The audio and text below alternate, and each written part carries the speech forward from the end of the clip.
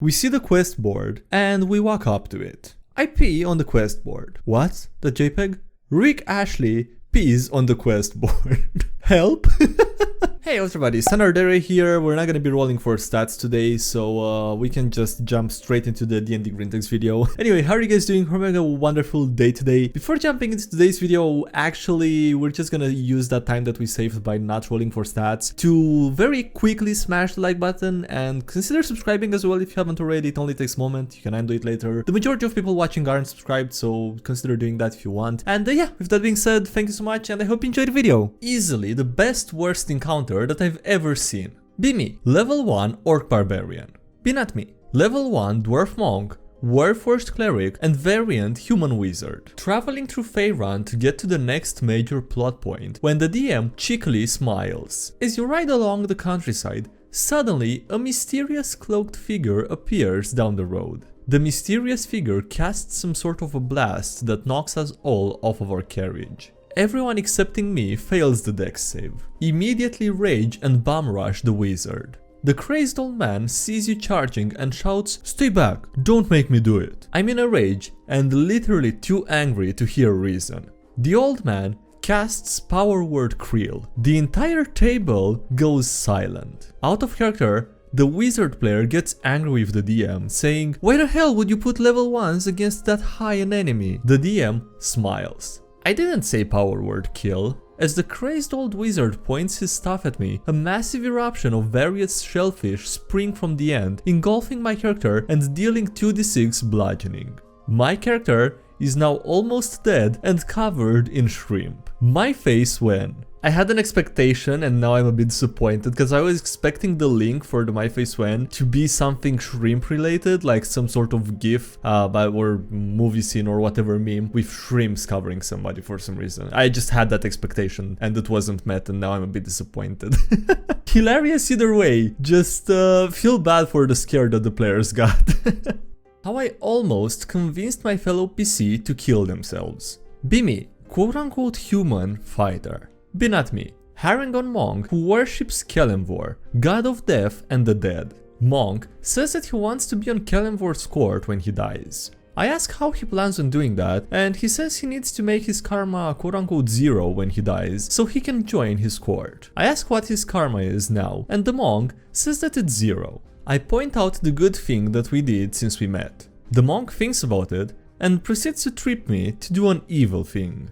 I trip the monk as I'm falling over and we both laugh. Later, I bring it up again and I ask how he measures his karma. The monk says that he has an internal measuring device for his karma and I ask how it works. He says that he mentally calculates his karma from every action. My 10 intelligence goes brr, take his word for it. I bring it up once more and I ask him why he doesn't kill himself if his karma is 0.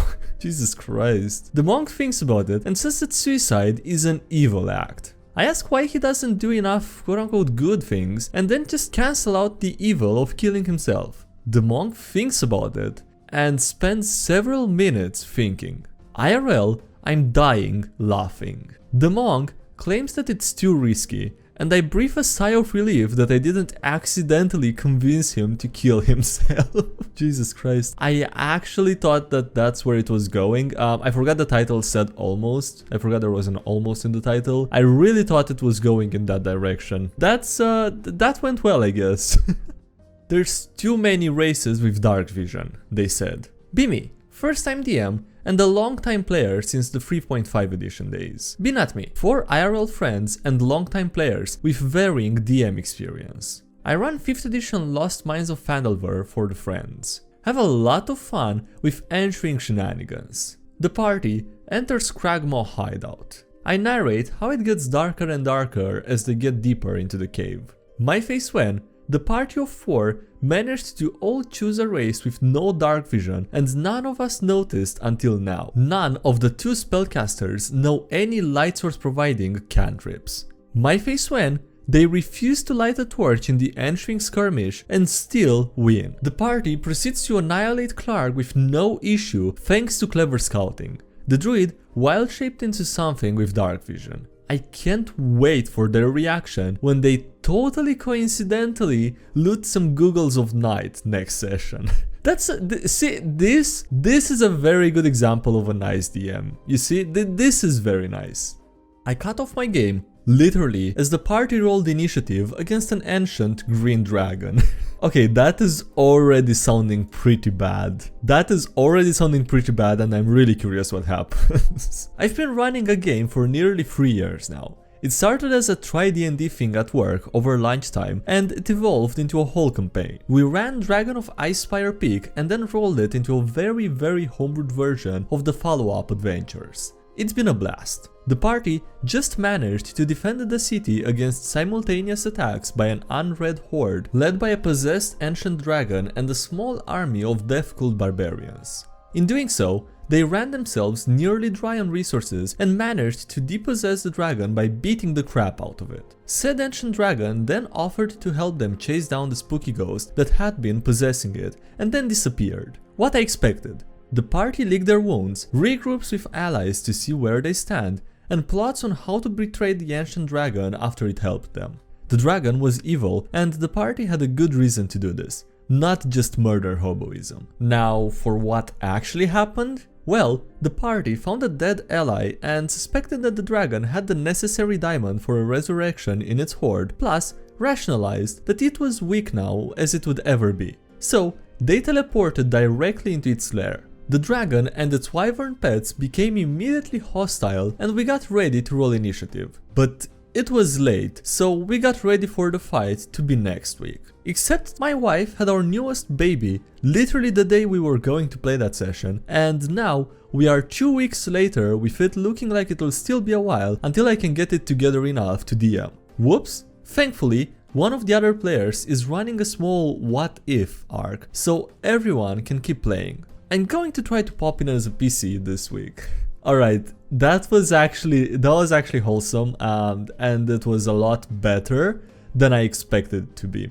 Clerics and their divine intervention whims are crazy. Pimi joined the homebrew campaign as my first weekly campaign ever as an Eldritch Knight fighter. Pinatmi, dwarf cleric, trickery domain, in the party, opinionated and overly confident in his abilities to perform miracles. Finish rescuing me from a shipwreck when the boat gets attacked by Marrows and the Sea Hydra. Off in the distance, a Marrow caster is busy casting Tsunami. He finishes his cast before we can deal with him. The party somehow manages to survive, but the cleric loses his right arm. The cleric, level 11, scoffs at the situation and uses divine intervention. The rest of the party and the DM laugh but are curious. My face when he rolls a 9 and the DM has to roleplay how he gets his arm back. Fast forward to being in a town. The warlock needs a human sacrifice. The cleric, who's now level 12, feels like his god can help out here. Does another divine intervention, and the party and the DM brace themselves. My face when he rolls a 3 and the party goes wild while the DM asks what the cleric wants. The cleric asks his god for an incarcerated criminal so that we don't feel bad for killing him for his blood. The party goes silent for a bit and the DM is a bit speechless, but eventually has this happen. Fast forward again. We are in a city where I have a background in, hiding in a house of a noble to prevent unwanted attention. The room is spacious, but it really is just an alchemy space. Party jokes about how we probably have to sleep on the floor. Cleric won't have it and casts divine intervention in order to summon us some beds. Here we go again, that JPEG. The cleric, who's now level 14, rolls a 12. The party goes ballistic. DM facepalms as he adds the beds to the room. TLDR, the cleric is a miracle worker for his own comfort and casually asks his god to do stuff for him. That's amazing. That is just how clerics and divine intervention should work. P on the quest board. Be me, DM. Be not me. Edward Edwood, Wizard. Rick Ashley, Mimi Wizard. Harold Hardrada, Barbarian. The Healer, a capitalistic cleric, and Bushi the Druid. We just got kicked out of a tavern. We see the quest board and we walk up to it. I pee on the quest board. What? The JPEG? Rick Ashley pees on the quest board. Help? I don't know how to react to this. Elite Spy. Be me, rogue working as a spy for a foreign lord. Be not me, DM and 5 others. Got a sending stone with my starting equipment that connects to the Lord. Finally got something good to report. Go to a secluded area and activate the stone. DM, you only have 25 words. How are you going to structure your message? What? The JPEG? I thought it would be like a phone call. Half of the message was spent fumbling around trying to figure out what to say, and about 2 words were actual information, and the rest was me giving up. It was very funny. Yeah, that sounds like top quality spy, or at least the quality that you would expect when you hire a party member, yeah. The unexpected adventure of a small shop. A friend calls us to play D&D at his house after some problems with the group that he was in. 6 people go and try to know more about what he wants to do as a DM, and if the game that he was going to be in is a homebrew world or something already existent, and the DM decides to make a homebrew world. The idea in the beginning was that we were in a giant desert, in a city in the middle of nowhere, with a lot of guilds of thieves, assassins and slavers, and we were supposed to be a small group trying to prove ourselves to any of those guilds. Everyone makes their characters thinking about being evil and stuff, and so we have 1 male centaur warrior, 1 male tabaxi thief, and 2 female Kenra warlocks, as well as 1 male tiefling cleric and a female basilisk Naga barbarian. Sometime after the group meets up, we decide to try to ally with the Thieves Guild. In order to do that, they want us to steal anything from any store on the rich side of the town, but there's only one problem. Everyone is a level 1 coward, except the 2 Kenras, so they make a plan. The group sends the Centaur and Naga to see if they can get jobs in any of the stores, and they both get the job of guarding the entrance of a bookstore. The group stays low for a while and gives them both time to learn all they could in order to help with the heist. 2 weeks later, we finally go and do the heist, but they stop the group and say that it's awesome to work there because they can receive money by doing good work, and everyone is just nice and they just need to work a few hours a day and have the rest of the day free for themselves. The group starts arguing at the door in the middle of the night until the tiefling agrees with them, and then the Kenras, and then the tabaxi. In the end, to the surprise of the DM, they all began working at the bookstore and everyone was okay with it. Now, our game consists in helping running the store, protecting magical books from thieves, or defeating evils sealed in books in the store. The store owner is a Minotaur spellcaster, and he sometimes sends us to deliver books to other villages. The campaign is already at the 4th game, and I never expected to have so much fun from running a bookstore. I really like the story because it's a very good example of how pretty much anything can happen in D&D. I mean, everyone was just expecting something completely different from the start, at the start of the campaign, and it ended up being more or less the exact opposite of that.